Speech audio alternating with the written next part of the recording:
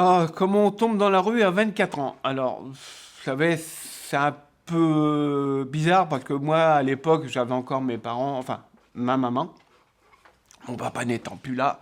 Et puis, j'ai voulu partir à l'aventure. Mais malheureusement, c'est pas ce qu'on croit toujours comme on le pense.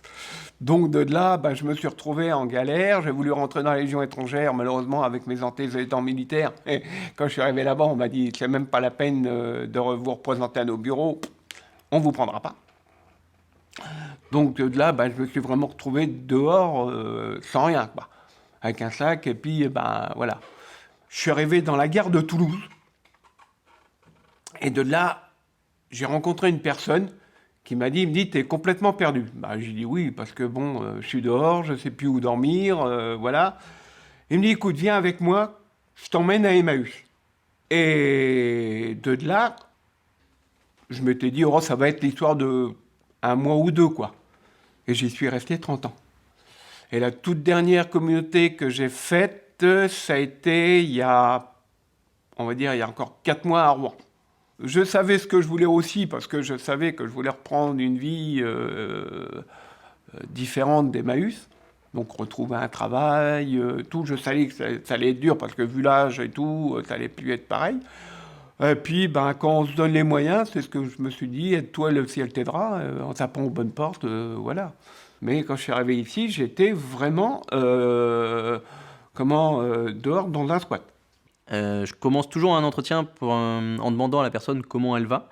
Parce que c'est pas parce que la personne est sans domicile fixe qu'elle ne va pas bien, et ça permet aussi d'ouvrir la conversation, s'intéresser à la personne. Et Frédéric allait plutôt bien. Il m'a expliqué qu'il venait d'Emmaüs, qu'il avait dû arrêter parce qu'il avait des problèmes de dos. Bah, en fait, au compagnon d'Emmaüs, il était logé, nourri, blanchi. Là, quand il est dans un squat, il a besoin d'argent pour survivre, pour s'acheter à manger. Donc, et pour ça, effectivement, il faut qu'il se présente sur un service où il peut avoir une domiciliation. Et de là, il m'a dit, bah écoute, ça sera moi qui te suivrai dans tes démarches Pôle emploi et retrouver ton parcours de travail. Ce que me disaient toujours mes parents, quand tu es face à une montagne, tu n'as que deux solutions. Soit que tu restes au pied et tu ne bougeras plus, soit que tu l'escalades et tu vas continuer ton chemin. Donc moi, ma deuxième solution, c'était plus de l'escalader et de continuer mon chemin. Là, il est en train de postuler sur des emplois, parce que même s'il a 60 ans, il a envie de s'inscrire dans une activité. Je vais rentrer mardi au centre de Agrippin pour faire la collecte des magasins pour le pain invendu. C'est de la réinsertion, c'est pour ceux qui y a longtemps, qui n'ont pas travaillé. Et pour remettre un peu le pied à l'étrier, apprendre à se lever le matin, apprendre à respecter des horaires, apprendre à vraiment retrouver le vrai monde du travail. Non, là, il se présente effectivement comme quelqu'un d'isolé, là, qui fait des rencontres au fur et à mesure, mais sans amis pour l'héberger ou pour... Des amis, j'en ai un ami qu'on a à Caen. Et encore, il sait même pas que je suis à Caen. Bah, j'ai envie de dire que c'est un peu un aventurier.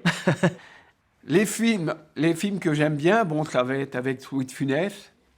Ça va être ce qui va être Louis de Funès, la 7e compagnie, tous ces machins-là qui sont vachement marrants. Parce que quand je vois les Bidaches en folie avec les